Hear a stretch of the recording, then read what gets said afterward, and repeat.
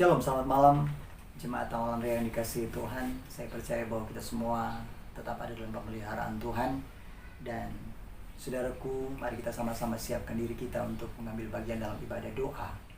Pada malam hari ini, mari kita memandang kepada Tuhan. Kita percaya sebesar apapun pergumulan masalah yang kita hadapi, Tuhan kita jauh lebih besar dan Tuhan sanggup menolong dengan caranya waktu kita berserah penuh kepada Dia.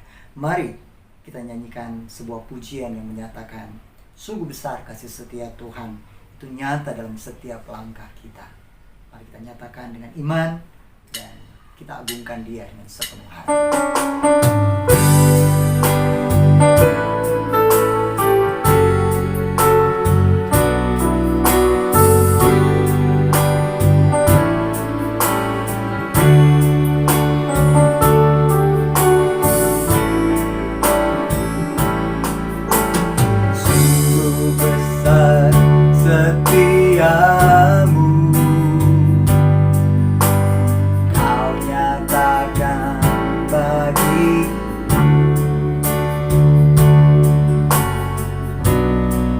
Bapa yang selalu mengerti isi hatiku,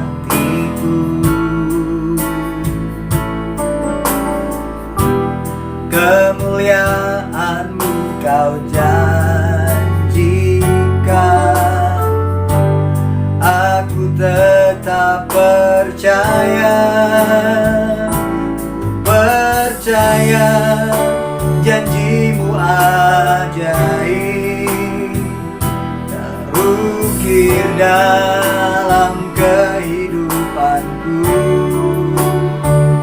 Ku berserah di dalam kekuatan-Mu, ku percaya. Kita mulai dari pertama. Sekali lagi kita nyanyikan pujian ini. Sungguh besar setiamu, Kau nyatakan bagiku. Kau Bapa yang selalu mengerti isi hatiku, kemuliaan-Mu Kau janjikan Tuhan, dan mau tetap percaya. Kemuliaan-Mu Kau janjikan, aku tetap percaya. Percaya janji-Mu ajaib, terukir dalam kehidupanku. Berserah di dalam kekuatan-Mu, hanya Kau segalanya bagiku. Ku percaya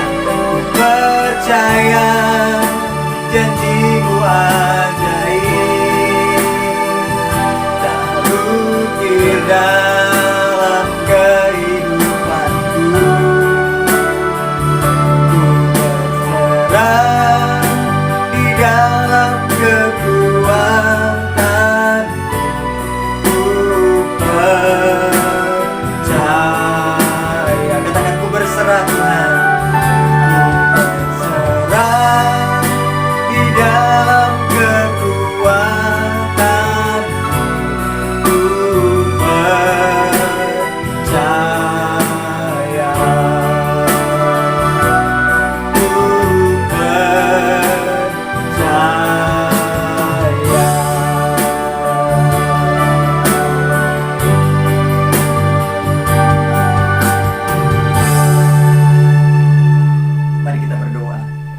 Terima kasih Tuhan buat waktu ini.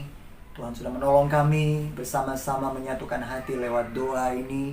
Dan sebelum kami bersama-sama berdoa, Tuhan, kami mohon pimpinan Roh-Mu supaya kami boleh belajar firman Tuhan. Apapun yang menjadi isi hati Tuhan yang Tuhan mau kami lakukan, Tuhan Kau nyatakan, Kau singkapkan dengan cara Tuhan yang heran, sehingga oleh anugerah Tuhan kami diperlengkapi dengan pemahaman yang benar dan dan bagaimana kami melakukan itu, menyatakannya dalam setiap langkah kami. Terima kasih, Roh-Mu memimpin kami, memberikan pengurapan yang baru, sehingga kami dapat sungguh-sungguh menjadi pelaku-pelaku firman Tuhan. Di dalam nama Yesus kami percaya. Tuhan memberkati, dan kita yang siap bagi firman Tuhan sama-sama katakan amin. Puji Tuhan. Shalom. Kita bersyukur sekali kita boleh bersama-sama berdoa, dan saudaraku, saya ingin mengajak kita untuk membaca satu bagian firman Tuhan di dalam Kolose pasal yang ketiga.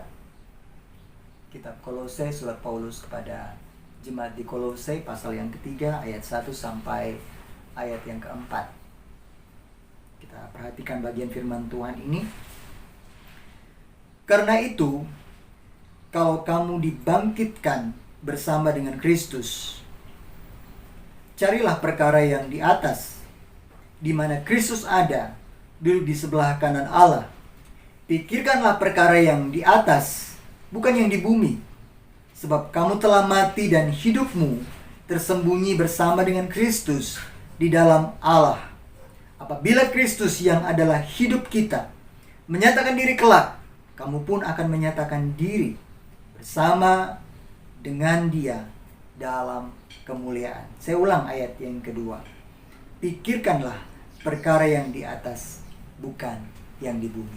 Saudaraku, saya percaya bahwa kita semua sampai saat ini terus bergumul dengan banyak hal dalam hidup ini.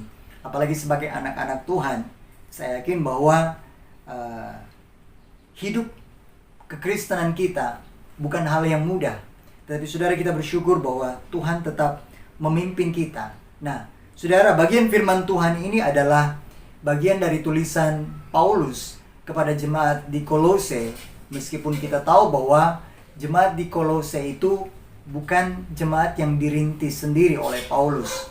Kemungkinan besar jemaat ini adalah buah dari pelayanan Rasul Petrus, karena kalau kita pelajari Kolose itu ada di daerah Frigia di Asia Kecil. Jadi kemungkinan besar orang-orang yang lahir secara rohani dari buah pelayanan Rasul Petrus. Kalau kita perhatikan di Kisah Para Rasul pasal 2 maksud saya, di peristiwa Pentakosta. Nah, dari situ kemungkinan cikal bakal jemaat di Kolose. Dan saudara, selama beberapa waktu kita tahu bahwa kalau kita perhatikan tulisan ini, di sana jemaat itu sempat dilayani oleh beberapa anak Tuhan yang dipakai Tuhan untuk menyampaikan beberapa pesan-pesan, beberapa informasi yang akhirnya diterima oleh Rasul Paulus, sehingga itu bisa menjadi inspirasi untuk Paulus tulis menjadi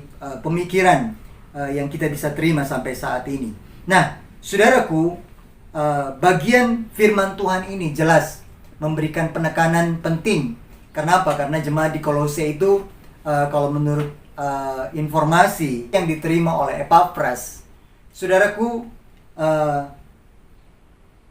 Epafras sendiri yang menyampaikan apa yang terjadi dalam jemaat Kolose. Karena memang beberapa waktu jemaat Kolose ini dilayani oleh Epafras, dan sedikit banyak Epafras tahu persis kondisi jemaat di sana, dan itulah yang disampaikan oleh Epafras kepada Rasul Paulus ketika dia masih ada di penjara di Roma waktu itu. Jadi saudara, ini pun menjadi pergumulan yang berat bagi Paulus. Di satu sisi, Paulus punya kerinduan untuk bertemu dengan jemaat, tapi secara fisik dia terbelenggu oleh penjara. Tetapi hatinya, kerinduannya untuk berbicara kepada jemaat di Kolose tidak dibatasi oleh apapun.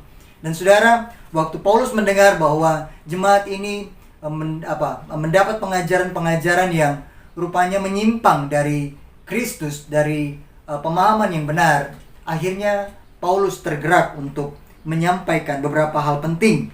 Dan saudaraku, kalau kita perhatikan di sini bahwa jemaat di Kolose itu terpengaruh dengan pengajaran tentang konsep, misalnya tentang bagaimana kita harus melakukan sunat, bagaimana kita supaya keselamatan itu sempurna, kita harus menyembah roh-roh penguasa alam ini.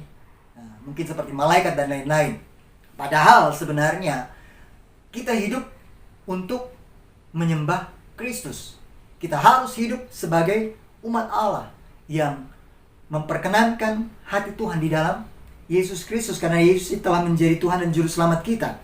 Nah, makanya itu saudara, di dalam pasal yang ketiga ini, Rasul Paulus mengingatkan satu hal penting.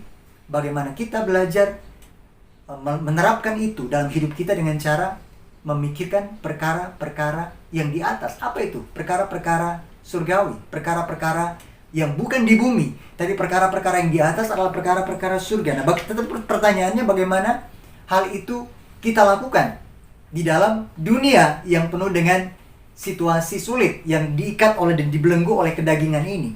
Nah, saudara, seperti yang saya katakan, saya sempat tekankan sebelumnya bahwa saudara, hidup kita ini, apa yang kita pikirkan, apa yang kita lakukan, itu sikap, tindakan, perilaku kita, tujuan hidup kita, itu tentu bertolak dari pikiran kita. Nah, kalau kita pikirkan apa yang baik, tentu apa yang kita lakukan juga baik. Waktu kita berpikir sesuatu yang jahat, tentu apa yang kita lakukan juga pasti jahat. Nah, itu yang terjadi dalam kehidupan kita. Makanya saudara, bagaimana caranya supaya kita memikirkan perkara-perkara di surga? Caranya adalah kita isi pikiran kita dengan hal yang benar. Nah, saudara, pikiran kita itu ibarat seperti cangkir yang diisi air. Ketika air di dalam cangkir atau gelas itu dituang, maka gelas itu tetap terisi. Terisi oleh apa? Oleh udara. Kalau itu diisi dengan sesuatu benda, maka dia terisi oleh itu. Dan kemudian kalau dia dikeluarkan, kembali dia diisi oleh udara. Jadi saudara, pikiran kita kalau tidak diisi dengan hal yang benar, maka dia akan diisi oleh hal-hal yang jahat dari berbagai persoalan di sekitar kita. Dan iblis paling suka mengisi pikiran kita dengan hal-hal yang buruk. Di tengah-tengah situasi pandemi seperti saat ini contohnya, saya yakin bahwa kita semua punya pergumulan yang berbeda-beda. Ya, kita bersyukur bahwa sampai sekarang Tuhan tetap pelihara. Masih ada pekerjaan yang Tuhan mau kita kerjakan dan kita lakukan. Masih ada usaha yang boleh kita gumuli walaupun tidak mudah. Karena semua orang berjuang luar biasa untuk bisa bertahan di tengah-tengah situasi pandemi ini. Tapi saudara, satu hal yang penting adalah bagaimana kita tetap teguh di dalam iman. Karena semua orang sedang mengalami sebuah ujian. Dan berbagai aturan termasuk protokol kesehatan, berbagai kebijakan-kebijakan yang tidak mudah dan tidak masuk akal, itu kadang-kadang secara logika tentu menjadi satu beban yang sulit bagi kita. Tetapi sekali lagi saudara, bagaimana kita melakukan itu ditentukan oleh bagaimana kita mengisi pikiran kita dengan hal-hal yang benar. Makanya saudaraku, Tuhan mau kita supaya kita bisa memikirkan perkara-perkara yang di atas. Ini yang pertama, mari kita isi pikiran kita dengan hal-hal yang benar dari firman Tuhan. Di dalam Kolose pasal 2 ayat 6, di sini dikatakan seperti ini: kamu telah menerima Kristus Yesus Tuhan kita, karena itu hendaklah hidupmu tetap di dalam Dia. Nah saudara, bagaimana kehidupan kita bisa tetap di dalam Tuhan kalau pikiran kita isi dengan hal-hal yang duniawi, hal-hal yang kedagingan, hal-hal yang hanya memuaskan hawa nafsu kita. Nah, kita tahu bahwa kalau kita lihat di dalam kitab Roma, di sana jelas sekali Paulus menuliskan bahwa kehidupan yang kedagingan itu adalah keadaan yang tidak berkenan di hadapan Allah. Sebab kehidupan yang dibelenggu oleh kedagingan itu membuat kita tidak layak sebenarnya di hadapan Tuhan. Tetapi saudara, untuk bisa tetap di dalam Kristus, sekali lagi, mari kita isi pikiran kita dengan hal-hal yang benar. Bagaimana caranya? Kita isi pikiran kita dengan firman Tuhan, lewat perenungan firman Tuhan. Dengan cara apa ya? Bisa juga lewat mendengarkan lagu-lagu pujian, lagu-lagu rohani. Tetapi saudara, hal-hal yang baik, yang positif, ya itu bisa masuk lewat perenungan, lewat penyelidikan firman Tuhan. Makanya semakin berat, sulit proses perenungan itu, semakin banyak hal yang kita bisa mengerti. Beda dengan kalau kita cuma mendengar. Kita mengisi pikiran kita dengan sesuatu yang kita dengar. Kita tidak sempat untuk menganalisa, mengupas, mengulas. Tapi kalau kita merenungkan itu, membaca bagian itu, dan kalau kita merenungkannya, mencari tahu latar belakangnya, ini dari mana, kenapa ditulis seperti ini, ini apa maksud penulis menguraikan seperti itu. Ini hal yang penting supaya waktu kita mengerti itu, waktu ada kita mendengar firman, mendengar khotbah atau apapun, kita tidak mudah terpengaruh. Kenapa? Karena kita sudah punya konsep yang benar. Sehingga segala sesuatu kita akan uji ketika kita mau tahu yang mana yang benar, yang mana yang tepat, yang mana yang berkenan kepada Tuhan. Jadi ini yang pertama. Sekali lagi, isi pikiranmu dengan hal yang benar, supaya iblis tidak mengisinya dengan segala yang buruk, segala yang menakutkan dan mengkhawatirkan di sekitar kita. Hal yang kedua, bagaimana caranya kita memikirkan perkara-perkara yang di atas atau yang di surga. Yang kedua, kalau saudara ingat perumpamaan Tuhan Yesus tentang penabur di Matius pasal yang ke-13. Saudara, di sana dikatakan bahwa hati kita itu seperti tanah. Ada benih yang jatuh di jalanan. Ada benih yang jatuh di tanah yang berbatu-batu. Ada benih yang jatuh di semak duri atau belukar. Tetapi ada juga benih yang jatuh di tanah yang baik atau subur. Nah, saudara, bagaimana kondisi hati kita ketika kita mendengarkan firman Tuhan, ketika kita merenungkan firman Tuhan? Ini penting. Bagaimana sikap hati kita waktu kita menghadapi suatu masalah? Saudara, ini semua menentukan bagaimana tanah hati kita, sikap hati kita dalam menyikapi berbagai situasi, termasuk juga terutama waktu kita mendengarkan firman Tuhan, waktu kita dinasehati, waktu kita mendapat informasi, waktu kita belajar firman Tuhan misalnya. Bagaimana sikap hati kita? Saudara, kalau hati kita keras, kita tidak mungkin bisa menerima kebenaran dengan baik. Yang ada adalah ego kita, sehingga kita cenderung menolak, kita cenderung bersikap pesimis, kita cenderung menghakimi, kita karena merasa bahwa diri kita cukup baik, cukup layak, sehingga waktu kita tidak merasa cukup rendah hati untuk membiarkan rohnya memimpin kita, ini yang membuat hati kita keras, sehingga benih firman Tuhan sebaik apapun benih itu, ketika hati kita seperti jalanan atau seperti tanah yang berbatu-batu, bahkan seperti semak belukar, saudara ingat bahwa kebenaran itu hanya menjadi kebenaran yang hanya mungkin tinggal tetap, tetapi dia tidak akan berbuah apa-apa. Nah, ini hal penting yang kedua. Jadi saudaraku, yang pertama, kita harus mengisi pikiran kita dengan hal yang benar. Kemudian yang kedua, Tuhan mau kita benar-benar menyiapkan hati kita seperti tanah yang subur, yang baik, sehingga waktu firman Tuhan datang, kebenaran itu akan menjadi kebenaran yang hidup dalam diri kita yang siap untuk berakar. Dan yang terakhir, saudara, bagaimana kita memikirkan perkara-perkara yang di atas atau yang di surga. Yang terakhir adalah dengan cara membiarkan diri kita terus diproses. Nah, kita bersyukur bahwa Tuhan mengizinkan banyak hal yang terjadi hari-hari ini. Saudara, semua orang, semua bangsa, semua negara hari ini mengalami situasi sulit karena virus corona. Sampai hari kita tidak tahu sampai kapan ini akan berakhir. Banyak orang berharap bahwa kita akan kembali menghadapi keadaan yang normal seperti dulu. Tapi mungkinkah itu terjadi? Nah, tetapi di satu sisi kita tidak bisa memungkiri bahwa keadaan new normal itu ada di hadapan kita. Dan saudara, mau tidak mau, berbagai pola hidup, kebiasaan-kebiasaan harus kita ubah, termasuk cara ibadah kita hari ini. Tentu sepertinya sulit untuk kita kembali kepada keadaan yang dulu, kecuali betul-betul wabah ini diangkat, dibersihkan. Tetapi saudara, kita tahu sejarah bahwa sejak dulu penyakit-penyakit yang hadir di dunia ini, yang datang ke dunia ini, tidak ada yang betul-betul hilang.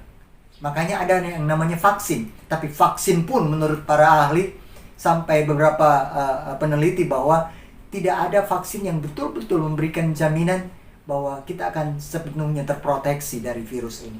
Jadi saudara, hal yang terpenting di bagian akhir perenungan ini yang saya mau kita sama-sama pelajari, bagaimana kita berpikir perkara-perkara yang di surga, yaitu adalah mari berikan diri kita untuk terus diproses oleh Tuhan. Mari berikan diri kita untuk belajar menyesuaikan diri menurut apa yang Tuhan mau. Waktu Tuhan mengizinkan kita mengalami suatu masalah, saudara, apa yang kita jadikan pondasi, apa yang kita jadikan patokan, pegangan? Kalau yang kita jadikan pegangan adalah idealisme kita, yang kita jadikan pegangan adalah apa yang kita anggap baik, apa yang kita anggap benar, maka saudara, ketika keadaan itu Kita ada dalam keadaan yang begitu sulit dan begitu rumit, sehingga kita tidak tahu apa lagi yang kita harus lakukan. Maka di situ kita akan jatuh. Tapi kalau kita mendasarkan seluruh kehidupan kita kepada kebenaran firman Tuhan, maka kebenaran itu akan menggenggam kehidupan kita. Oleh pertolongannya, oleh pimpinan rohnya, kita percaya bahwa Tuhan sendiri akan menggenggam kehidupan kita. Lewat masalah yang Tuhan izinkan, bahwa kita membiarkan diri kita taat menurut pimpinan Tuhan. Sekalipun kita tahu itu sulit, sekalipun kita tahu itu tidak mudah, tapi kita memberikan hidup kita sepenuhnya dipimpin oleh roh Tuhan. Maka kita percaya bahwa janji penyertaan Tuhan itu pasti berlaku. Dan tidak mungkin Tuhan mengabaikan janjinya. Ingat, Tuhan selalu tepat waktu. Tuhan selalu ingat apa janjinya. Hanya kadang-kadang kita itu seperti yang saya pernah sampaikan, bahwa kebanyakan seringkali kita sebagai orang percaya, kita lebih suka ingat janji Tuhan daripada ingat perintah Tuhan. Padahal Tuhan mau kita belajar ingat perintah Tuhan. Kenapa? Karena kalau kita ingat perintah Tuhan, kita belajar melakukan perintah Tuhan, saudara, sekalipun kita lupa janji Tuhan, Tuhan pasti memenuhi janjinya. Jadi saudara, itu hal yang penting yang kita harus selalu perhatikan dan kita harus ingat dalam kehidupan ini. Mari sama-sama kita terus melangkah dengan iman, dengan hati yang tetap tertuju kepada Kristus. Pikirkanlah perkara-perkara yang di surga atau yang di atas. Nah, kita belajar memikirkan hal-hal yang benar, hal-hal yang mulia, hal-hal yang indah, hal-hal yang berkenan kepada Tuhan. Saudara, pada saat itulah kita akan melihat janji Tuhan pasti tergenapi. Sehingga kita tidak perlu khawatir, kita tidak perlu bingung, kita tidak perlu bimbang. Kenapa? Karena Tuhan yang akan menggenggam kehidupan kita. Dan Tuhan yang akan memampukan kita untuk menghadapi semua persoalan sesulit apapun. Dan Dia akan memberikan kemenangan yang sejati. Karena janjinya, ya dan amin atas hidup kita. Saudara, biarlah kebenaran firman Tuhan ini menjadi berkat bagi kita dan terus mendorong kita tetap setia mengiring Tuhan dan melakukan apa yang berkenan kepada Tuhan. Haleluya. Mari kita satu dalam doa. Terima kasih Tuhan, kami bersyukur untuk waktu ini. Tuhan sudah menolong kami, bagaimana kami belajar kebenaran firman-Mu. Biarlah kebenaran ini menjadi berkat bagi setiap kami, sehingga kami dapat menghidupi kebenaran firman Tuhan dan melakukannya dengan baik, dengan benar. Dan Tuhan, ampuni kami kalau ada sikap hati kami yang tidak berkenan di hadapan Tuhan. Engkau murnikan hati kami sehingga kami dapat belajar taat dan melakukan apa yang Tuhan mau, sekalipun tidak mudah, sekalipun itu sulit. Kami mohon Roh-Mu memimpin kami, membimbing kami, dan memampukan kami untuk melakukannya dengan benar. Terpuji nama-Mu, ini doa kami. Dalam nama Yesus kami bersyukur. Haleluya. Amin. Dan saudaraku, kita akan bersama-sama masuk di dalam doa-doa kita. Dan mari kita akan lihat bahan-bahan doa itu lewat WA Jemaat. Dan sebentar setelah berdoa bersama-sama, salah satu anggota keluarga akan memimpin dalam doa penutup. Kiranya Tuhan memberkati kita semua. Amin.